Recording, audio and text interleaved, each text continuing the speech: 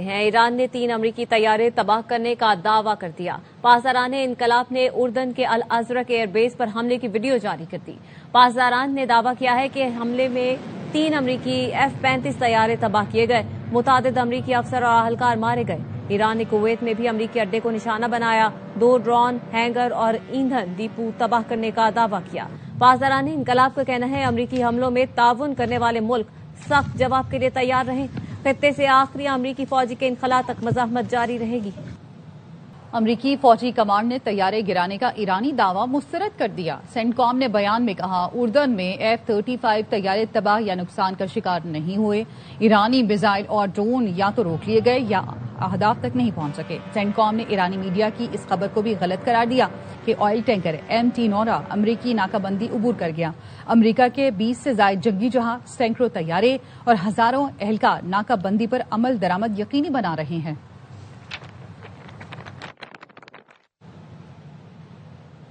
अमरीका ने ईरान में पासदारान इनकलाब के ठिकानों समेत कई अहदाफ को निशाना बनाया। सेंटकॉम ने दावा किया है कि ईरानी फौजी कमांड मरकज, मिसाइल और ड्रोन तंसीबात, साहिली निगरानी के निजाम और बहरी तंसीबात पर हमले किए गए। जिंजान में अमरीकी फौज के मिसाइल हमले में पासदारान इनकलाब के 3 अहलकार शहीद हुए। ईरानी सरकारी मीडिया ने तस्दीक कर दी। जजीरा कश्म पर हमलों में कई अफराद शहीद हुए।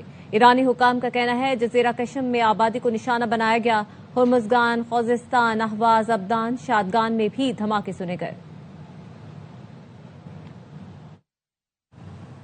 पाकिस्तान अमरीका और ईरान को इस्लामाबाद मुआहदे की तरफ लाने के लिए कोशिशें कर रहा है। तर्जुमान दफ्तर खारजा ताहिर अंदराबी का कहना है सूरत हाल मामूल पर लाने के लिए मुज़ाकरात जारी हैं।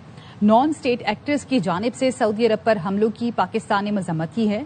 सऊदी अरब को दिफा का मुकम्मल हक है।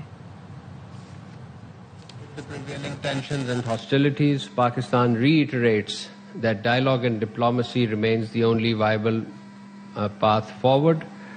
We welcome all efforts aimed at sustaining cessation of hostilities and resumption of dialogue between Iran and the United States. Pakistan is engaged and will continue to play its role in this regard. Negotiations between the parties are ongoing. To normalize the situation, we are doing utmost to bring the parties back to the Islamabad MOU so that all irritants can be removed. Saudi वजीर दिफा की अमरीकी सदर से हंगामी मुलाकात। शहजादा खालिद बिन सलमान अचानक Washington पहुंचे। अमरीकी क़यादत तक सऊदी वली अहद शहजादा मोहम्मद बिन सलमान का खुसूसी पैगाम पहुंचाया।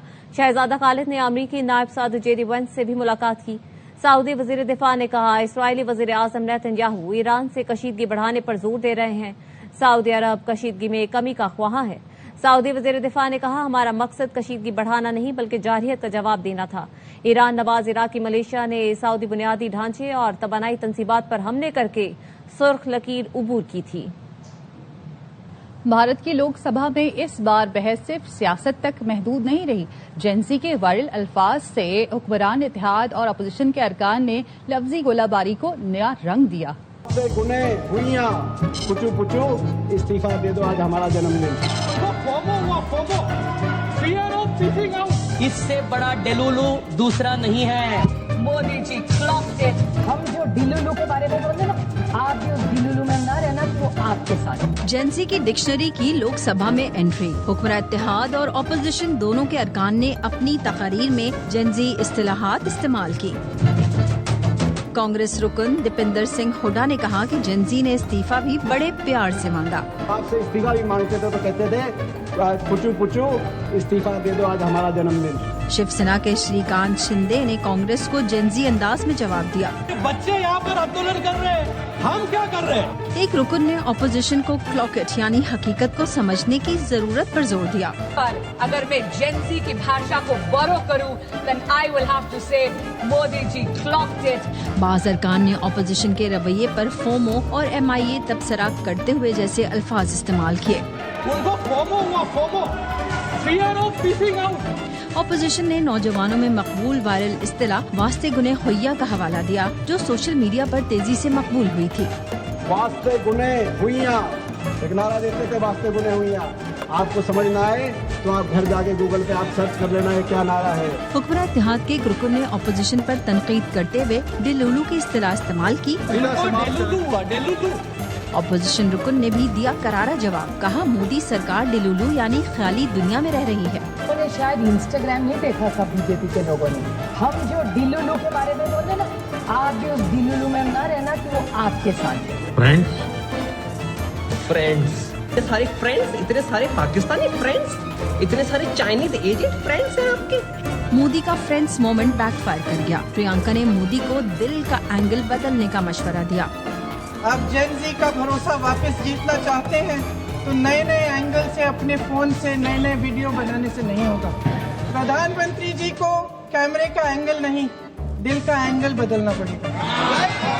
पार्लियामेंट में पहली मर्तबा नौजवानों की इंटरनेट जबान का इस पैमाने पर इस्तेमाल इस बात की अलामत है कि हालिया तलबा तहरीक ने सिर्फ सड़कों पर ही नहीं बल्कि सियासी बयानिए पर भी गहरा असर डाला है। और न्यूज बुलेटिन से फिलहाल इतना ही। मजीद खबरों और अपडेट्स के लिए देखते रहिए ARY न्यूज।